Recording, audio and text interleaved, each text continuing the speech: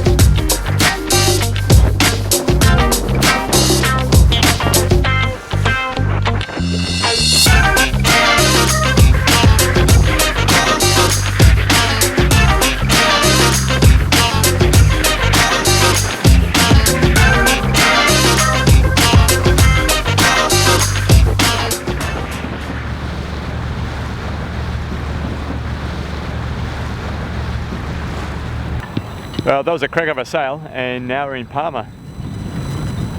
About half an hour ago, they had a gale warning, so yeah, we made the right decision to come into here.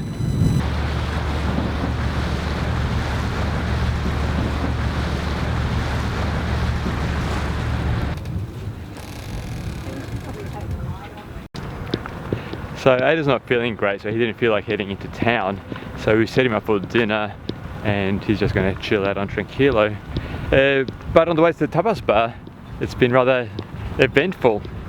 This guy just jumps at us and goes, "Oh, I know you guys, you guys are from Mojito." I said, "No," and I thought maybe he's from a boat called Mojito. Yeah, it turns out, so he cleared it up. "Yeah, I know you guys." So that was eventful. And then he goes, "Oh, and the boat's just come in, this beautiful classic boat, Rita. Ben Ainsley's on it." So yeah, it's been... And who's Ben Ainsley? Ben Ainsley is, of course, the Olympic gold medalist in sailing, and he was also the strategist for when Oracle won the previous America's Cup. Of course, now they've lost it to the Kiwis. No, please. Mallorcan style split rocket. I'm having some modern tapas, some steak tartare with truffle. And mine is, it's tuna and I can't remember what's on top of it, but I'm going to try it. And a steak tartare with truffle.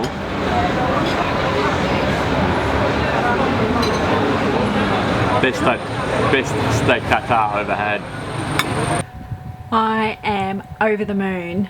I just heard from the EU advice and assistance line, something they have on the immigration portal, and we do not have to worry about the visa issue or the Schengen issue. So as they say in their email advice back to me, the Spanish authorities were incorrect. Because Phil's a Polish citizen, that means that Aiden and I can also stay, and all of us can stay for more than 90 days in Schengen. It's just 90 days in each EU member state. So So I know this Schengen thing is a big issue for everybody. If you're lucky enough to have somebody in your family who's an EU citizen, then you should be okay. But yeah, check out the EU website, and as I said, it's a free advice and assistance email service if you have any queries. So massive, massive, massive sigh of relief.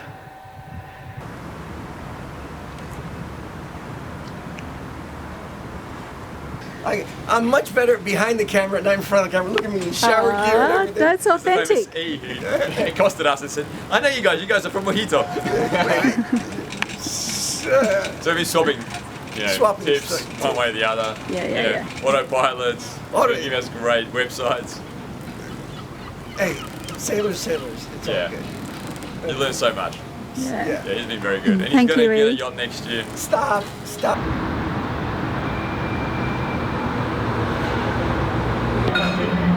This is La Lottia, the school of merchants, which was built in the 15th century. It exemplifies the importance of Palma and Mallorca in Western Mediterranean trade. These columns are like palm trees.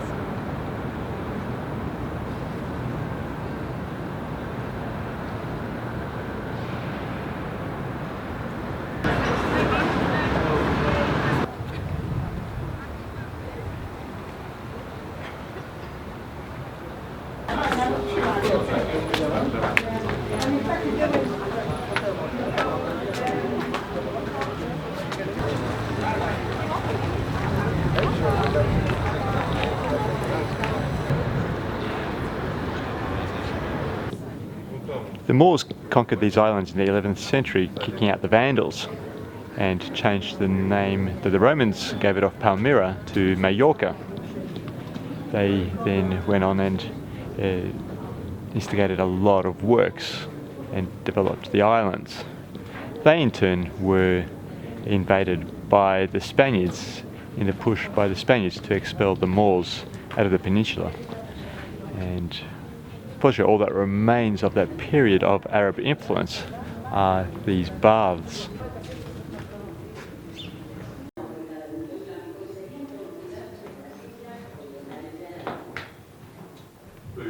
Hi.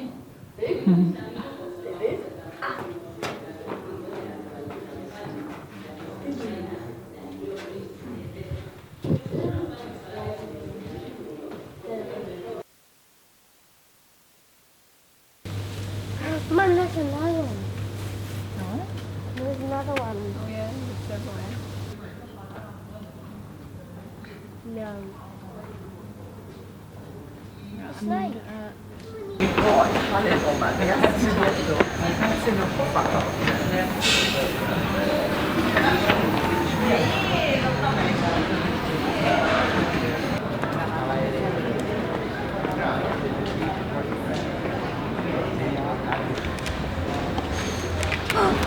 Oh, look!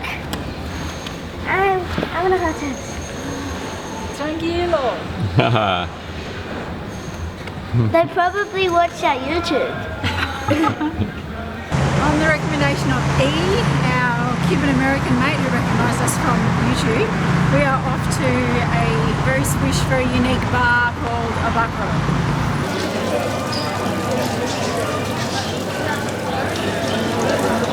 I feel like we should burst into song.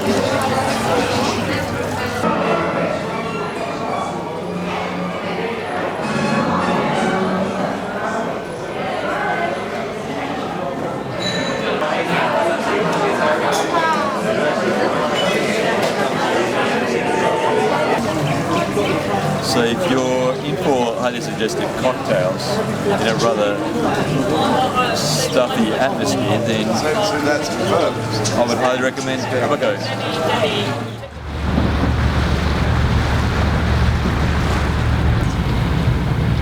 nice and easy to see. Our first destination today is Cala Portavels. It's one of the few uninhabited calas around this part of the bay, but it's quite exposed to the east and southeast, where we're expecting the wind to be coming from tonight. So later on we're going to scoot around the southwest point of Mallorca and find ourselves a sheltered spot that's a lot more secure from southerlies and easterlies.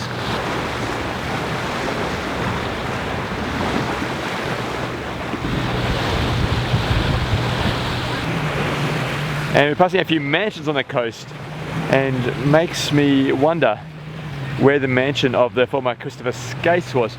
Now, Christopher Skase was in the 80s quite a notorious figure in Australia. He had a television network, a few other bits and pieces, and well, the Australian taxman wanted him for tax evasion, and so he basically snuck out of Australia and ended up in Mallorca. And at the time, the Australian government tried to extradite Christopher Skase back to Australia, but there was no treaty with Spain. So Christopher Skase ended up remaining here and yeah, ended up dying in Mallorca. So I do wonder if any of these mansions are where he holed up for the remaining few years of his life. Mum, what's the depth? Okay, jumping. Just joking.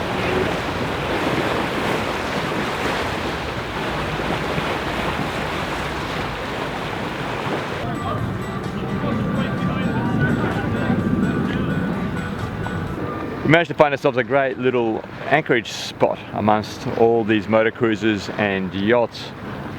Yeah, once again, it pays to come in early into these calas because, yeah, they do get crowded.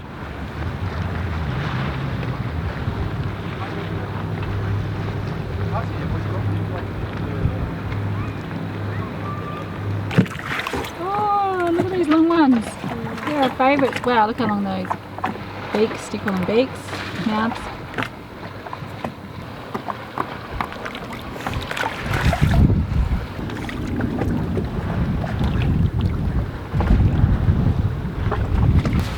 Okay, time to hit the shore.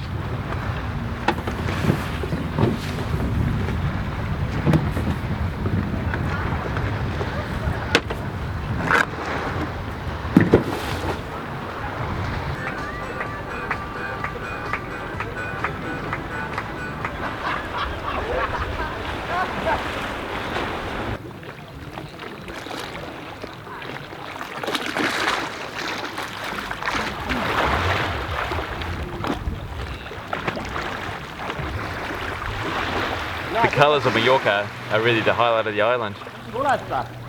Now, many of them are very narrow and so hard to accommodate a yacht. At least much of the time you'd have to tie a line back to shore. But there's enough like this and madrigal that are large enough that you can just anchor, and just beautiful spots.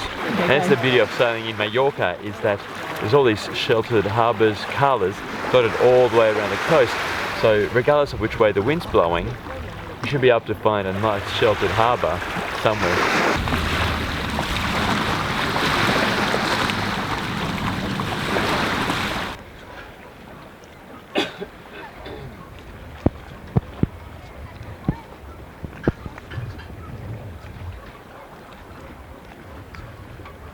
It's very early in the morning and we're about to make the jump across from Mallorca through to the northeast coast of Ibiza.